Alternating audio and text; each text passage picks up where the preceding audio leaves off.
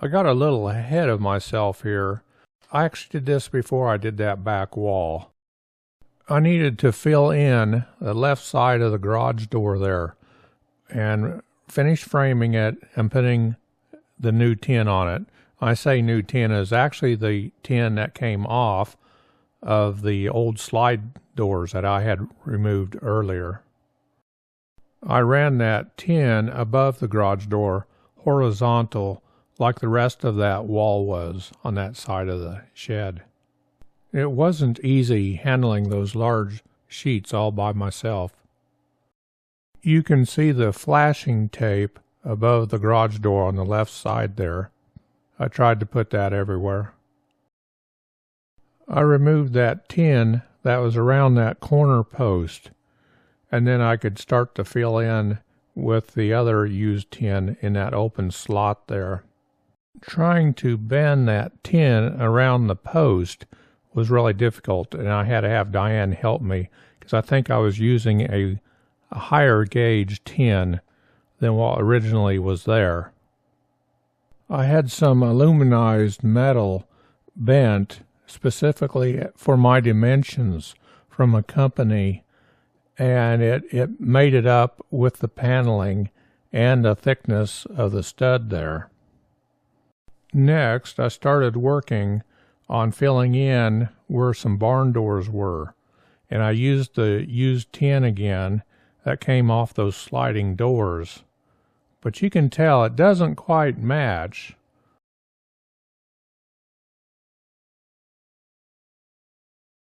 Here's the barn wood that came off that interior wall that I sold later. But you can see there's some cracking in it. Someone was pleased to get it though. I finished the interior trim with that same car siding, just ripped down to a certain dimension. I needed to finish the top of that interior wall, and I needed to put some 2x8s in there to seal that interior wall so rodents couldn't come up into the top of the wall, so it's completely sealed there. These barn doors came off, and I'm going to put in a regular walk-in style door, and you can see how off the interior studs are. Look at that left side of the frame there. But the tin on the outside is straight, and that's the most important part. We sealed the bottom of that door threshold to the concrete floor, and we started working our way around. Used some sealing tape there to on the seal plate to prevent it from getting moisture there, and used a lot of flashing around this door. I thought about putting some windows in this side of the building, but it really doesn't need it with some windows in the garage door and windows in this walk-in door. There's enough natural light that comes in. And you can see there the electrical panel on the left side. I did have 220 run into here. Originally it only had 110 with like one 15 amp breaker. You can see the shiny flashing that I'm putting around this building there. I'm filling it in with some of the used tin. The final trim was a non-wood product to kind of finish it off there. Like in the previous video, I mentioned with the rebate money from Menards, I purchased this door opener, and it is a shaft-mounted door opener, which I like for the compact design. Here I am using some of those busted up concrete steps for trying to determine here at what height that would make that. And I determined to go ahead and use that big slab and raise it up. Here you can see I'm barely able to get it into my bucket of my tractor, and it just maxed out the weight, which I think I figured about 750 pounds. I was able to put rock underneath and built it up, and then laid that big slab back down, and that was poured in 1951. I think in that video I said 1953, but it said 1951 on it. Here I am filling in with rock and making kind of some steps there. Probably not a OSHA approved, but it gets the job done. Here's what it looks like kind of in a completed form. and now I needed to turn my attention to the roof. I did have a lot of leaks in this thing, and I'm still fighting leaks when it gets really windy. You can see that new tin up there.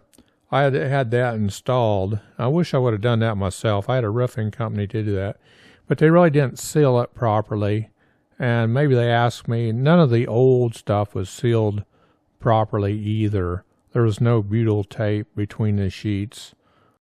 You can see the overlap here, and there's no butyl tape or sealer.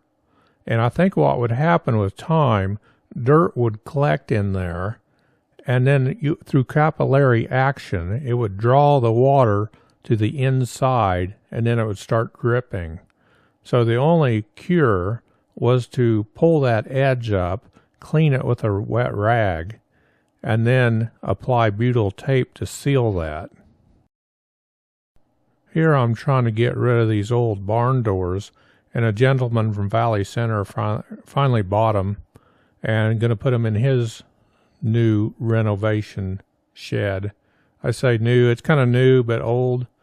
Here's a pile where I put the old concrete, and it's in my tree row there, and I found some goodies in there, such as this tractor seat. I'm going to make a deal with that. The old steps from the back porch of our house, but they were too big for me to handle with the tractor, so I thought about using them, but it just wouldn't work out. I needed to build interior steps into my lean-to, so that's what I'm doing here. I'm looking for something simple, something with the wood I still had left over, and I think it works okay. I can actually lift it up if I need to.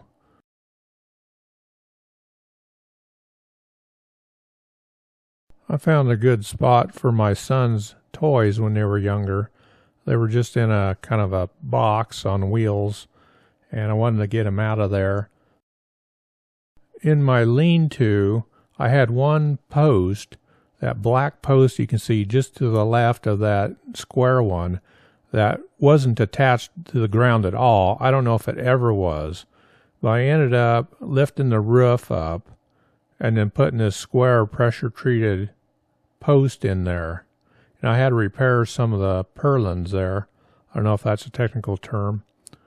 And I had to remove the tin to do it. And this is the part of the shed where they used old used tin, but it's perfectly fine.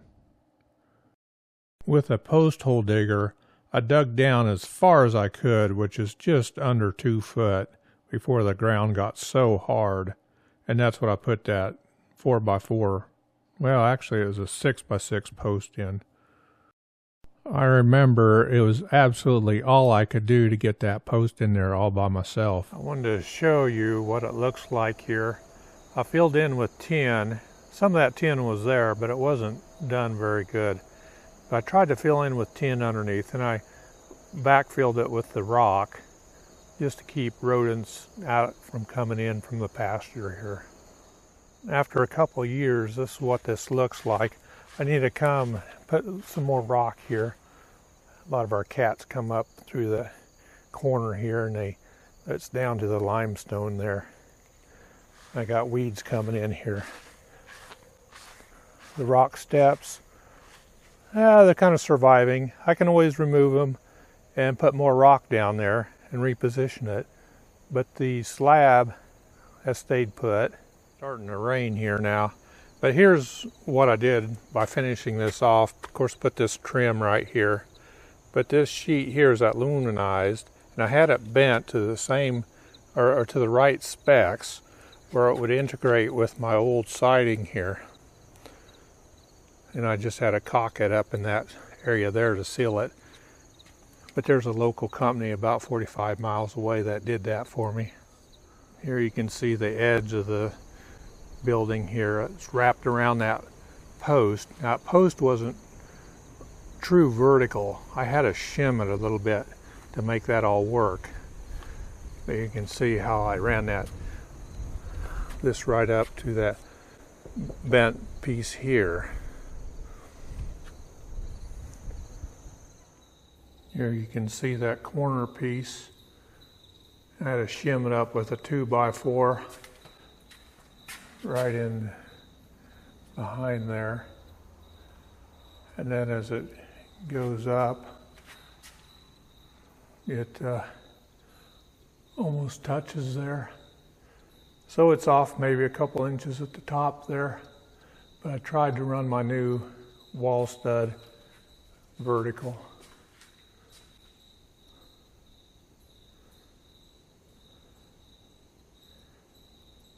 I didn't know what to do with these old bikes. That's the one I started making in 8th grade and finished it up when the boys were in high school about 15 years ago. I modified it a little bit. I didn't know what to do with it, not riding it anymore, so I decided just to stick it up there on the rafters. And that's what I did with their boyhood bikes up there too. Just stick them up out of there, out of the way. There you can see the lighting. And it had these 3 light sockets in the middle there. This is with the lights off, so it's kind of dark in here. But all I did was put 3 of those LED lights in, and it really lights it up. I don't know if you can tell anything. I'll flip the switch here. Yeah. See, it lit it up pretty good.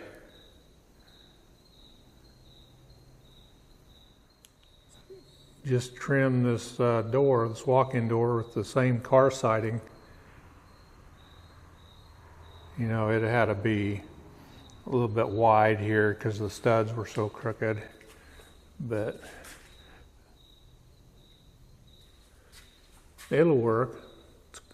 It's rustic, I would say. I put electrical outlets, I put them about 4 foot in the air here. Thought, well, if I ever wanted to put a bench in here or something. You can see the detail up there above the door, right behind the door spring. I put 2x6 studs that integrated with the double 2x8 header up there.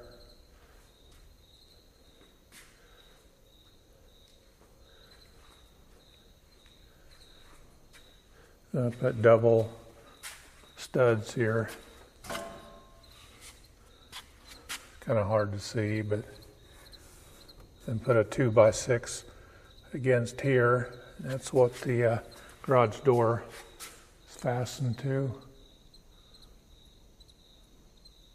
I ended up doing a lot of this framing, well, all of it myself.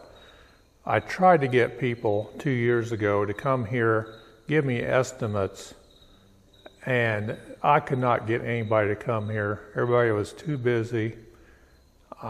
So I said, I'm just going to have to do this myself. So I worked on it.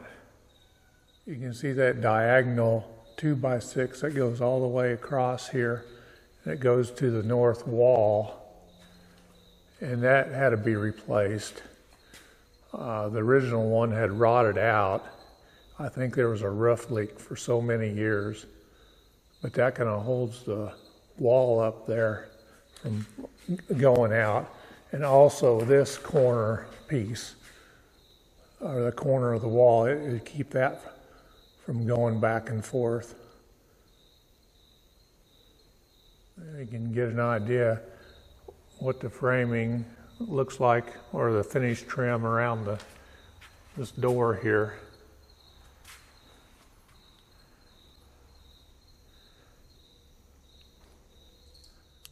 I used a Milwaukee framing nailer, and I put one nail there, then the tongue and groove would hold it there, and I put a nail, then a nail. So there's only one nail per stud to hold this siding in, but that's a ring shank nail.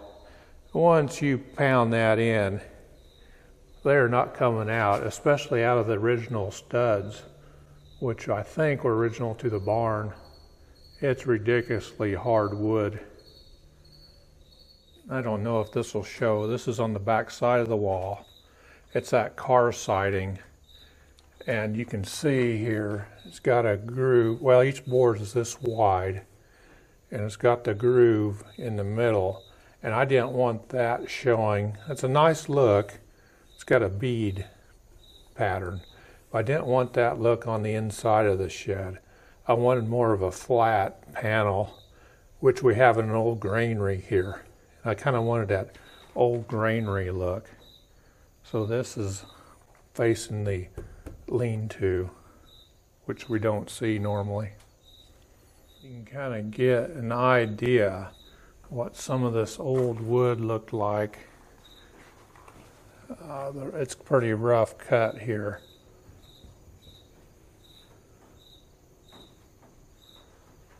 That's where that old barn siding was on. It only went up about average of 6 feet. And where I put that 6x6 square post, you can see it's right underneath the truss or rafter there. The old one was actually over, a foot or two, so it wasn't even under the truss there, or the rafter, like that one over there is. Hopefully that shows up. It's very dark in here right now. And this one over here, the post you can see is more or less under the truss. Why that one wasn't, the only thing I can figure out is because the purlins they used weren't long enough, or some reason like that. But it got a little rotted here. I had to replace some of that wood.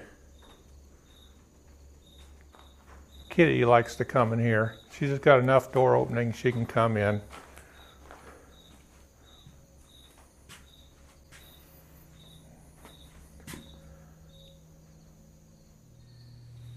If I feel brave enough, I might do a final video and go through some of the costs. I need that run by my wife first, but it might be interesting for a lot of people to know that. But that's a little more personal, I guess. I was told, oh, why are you doing this? Why do you want to spend money on it? I really didn't want to build a new building. I didn't know where I'd put it for sure, and just the hassle of that. And I thought, now I kind of like to restore things and use them. And this has been up here since 1970, and it still does its job. I still have some water leaks and high winds, still working on that. And I tell you, when you do a project like this with old tin, you end up with a box full of old nails. I've got a box, probably, it's a half a square foot of nails right now. See if I can get a video of that, or a picture. It's in the dark corner here. We'll see. Here's my box of nails. That's just from doing some of the roof repair and some of the siding there. But I don't know what I'm going to do with this, whether you want to throw that in the trash or not. You got to be careful with it. But it's a square foot box. Well, maybe not square foot. So I'm guessing there's probably a 1/4 cubic foot of just nails there that I've removed and replaced with screws. That's the only breaker that was in here since probably 1970. And it basically operated one outlet in the lean-to and then the lights. Now I've got that modern breaker. And I got plenty of stuff to fill it up with. Still using the old switch though for the lights. Still works. Got it tied into the system yet.